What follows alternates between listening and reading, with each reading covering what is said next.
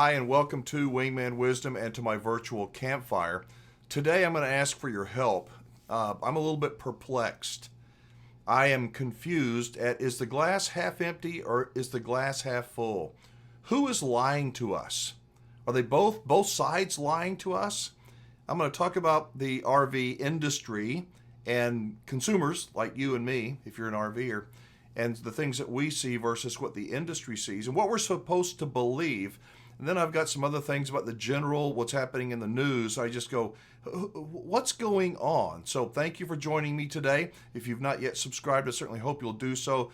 Mash the subscribe button, hit that notification bell so you'll be notified when we do upload a new video. So at the end of last month, one of the industry publications, let's go over here, this was in May, end of May last month. This is Winnebago survey shows growing outdoor activity, May 30th. This is as Americans make summer travel and recreation plans, they are increasingly looking to the outdoors and road trips to improve mental well-being and to combat the rising costs of flights, lodging, car rentals, according to a new consumer survey from Winnebago Industries, a leading outdoor lifestyle product manufacturer. What does that sound like so far? I'm going to keep going into it, but to me, it sounds like they're putting, I don't know, what do they say, lipstick on a pig? Because I see something completely different. I know people may want to go, but here it continues. It says, outdoor participation continues to increase in 2023.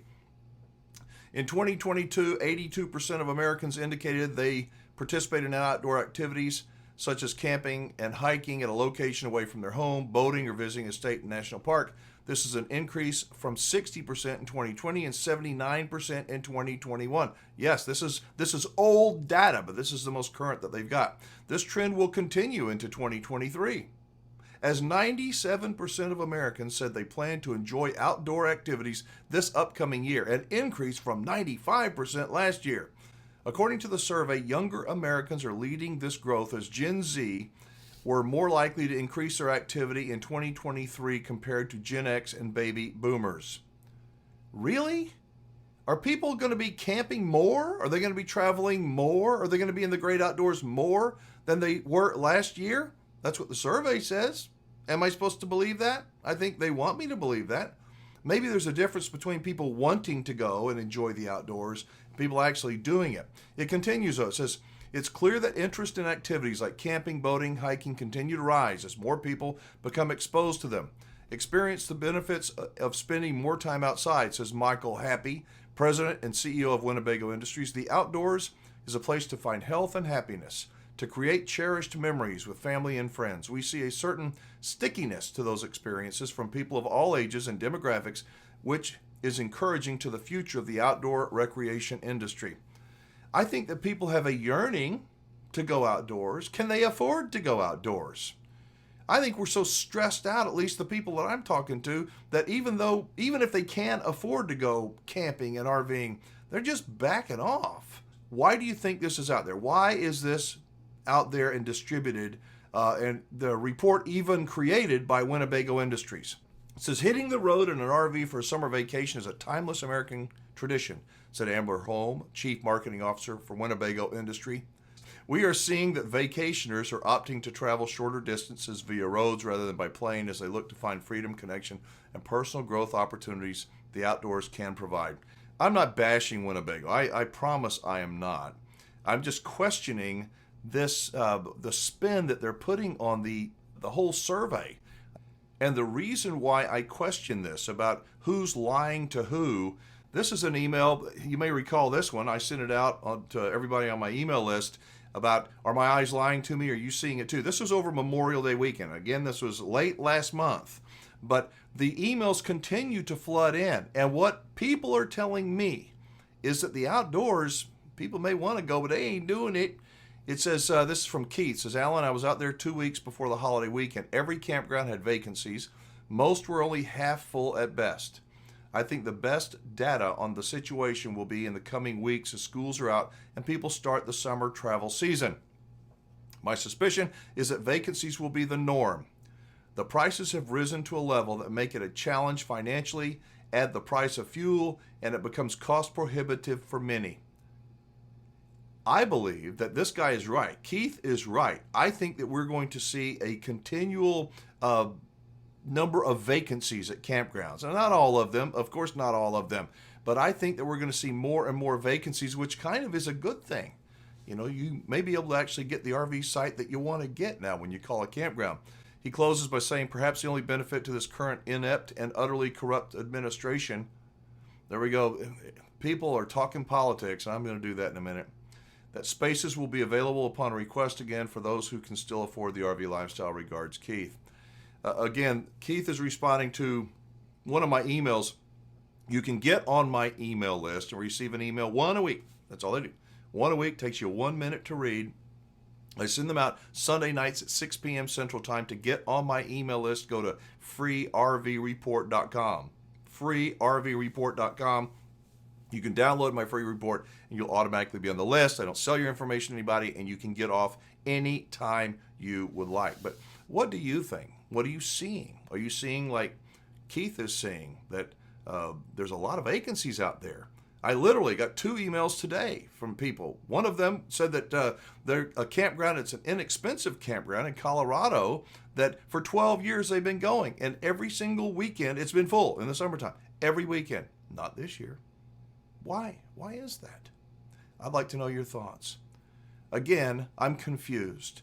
I see the happy talk from industries, and it's not just the RV industry, but I see other things that are going on. The banking industry. Are we supposed to believe what we're hearing? The banks are in great shape. Nothing to see here. Nothing to worry about here. Hey, you want to buy a new car? Car payments are almost $1,000 a month for people. I am reading and seeing that we've got record numbers of defaults. Repossessions. I mean, if you're going to buy a car, can you afford to, if you can barely afford to make the payment at $800, $1,000 a month, what are you going to do when you have a major repair? Or you have to replace the tires? How are you going to be able to do that? And what about credit card debt? Most people, I believe, they go out to dinner, they just add it to the credit card. Credit cards are maxed out. The interest rates people are paying on their credit cards is insane. When will they ever get those credit cards paid off?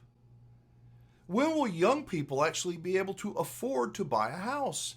So we got increasing interest rates, more regulations than ever before. People are maxing out on their credit cards, and we're supposed to believe that the banks are okay.